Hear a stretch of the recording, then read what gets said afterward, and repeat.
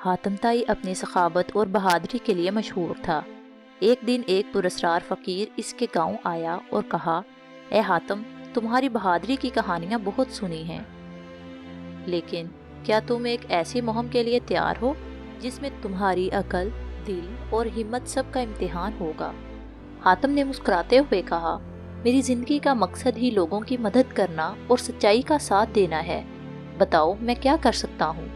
فقیر نے ایک پرانی کتاب کھولی اور کہا، یہ دنیا جادوئی طاقتوں سے بھرپور ہے، لیکن ان طاقتوں کا غلط استعمال ہو رہا ہے۔ ایک ظالم جادوگر تارکم نے روشنی کا ہار چرایا ہے جو دنیا کو تاریکی سے بچاتا ہے۔ وہ ہار جادوئی محل کے 7 دروازوں کے پیچھے چھپا ہوا ہے اور ہر دروازے کی حفاظت ایک پراسرار آزمائش کرتی ہے۔ اگر تم وہ ہار واپس لے آؤ تو دنیا کو بچایا جا سکتا ہے۔ حاتم نے کتاب سے نقشہ لیا اور سفر شروع کر دیا۔ پہلے دروازے پر ایک دیو کھڑا تھا جس نے دھاڑتے ہوئے کہا، اگر آگے بڑھنا ہے تو اپنی جان کی قربانی دینے کے لیے تیار ہو جاؤ۔ حاتم نے نڈر ہو کر کہا، میری جان حق کی راہ میں حاضر ہے۔ یہ سنتے ہی دیو غائب ہو گیا اور دروازہ کھل گیا۔ دوسرے دروازے کے پیچھے ایک پتھر کی تختی پر پہیلی لکھی تھی، ایسی چیز جو دن میں سکڑتی اور رات میں بڑھتی ہے، وہ کیا ہے؟ حاتم نے کچھ دیر سوچا اور جواب دیا، سایہ۔ تختی چمکنے لگی اور دروازہ کھل گیا۔ تیسرے دروازے پر ایک زخمی پرندہ پڑا تھا جو کراہ رہا تھا۔ حاتم نے پرندے کو اٹھایا اور اپنی چادر پھاڑ کر اس کے زخم کو باندھا۔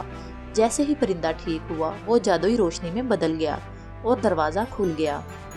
چوتھے دروازے کے پیچھے ایک گھنے جنگل میں حاتم کو راستہ تلاش کرنا تھا۔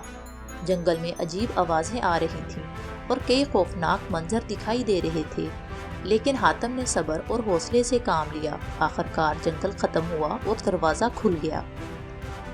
5ویں دروازے پر ایک چمکتی ہوئی تلوار رکھی تھی۔ ایک آواز آئی، اگر تم اس تلوار کو اٹھاؤ گے تو تم اپنی کوئی قیمتی چیز کھو دو گے۔ حاتم نے تلوار اٹھائی اور جیسے ہی اٹھائی اس کی انگلی سے خون بہنے لگا۔ وہ جان گیا کہ قربانی کے بغیر کوئی جیت ممکن نہیں۔ تلوار کے ساتھ دروازہ کھل گیا۔ 6 دروازے پر ایک جادوئی جن ملا جس نے کہا، اگر تم میرے ساتھ دوستی کرو گے تو میں تمہاری مدد کروں گا، ورنہ تم کبھی آگے نہیں بڑھ سکتے۔ حاتم نے کہا، دوستی نیک نیتی سے کی جاتی ہے، شرطوں پر نہیں۔ جن مسکرا دیا اور کہا، تم سچے دل کے انسان ہو۔ دروازہ کھل گیا۔ 7ویں اور آخری دروازے پر تارکم خود موجود تھا۔ اس نے حاتم کے سامنے اس کے سب سے بڑے خوف کا مظاہرہ کیا۔ حاتم نے اپنے گاؤں کو جلتا ہوا دیکھا اور اپنے لوگوں کو تکلیف میں پایا۔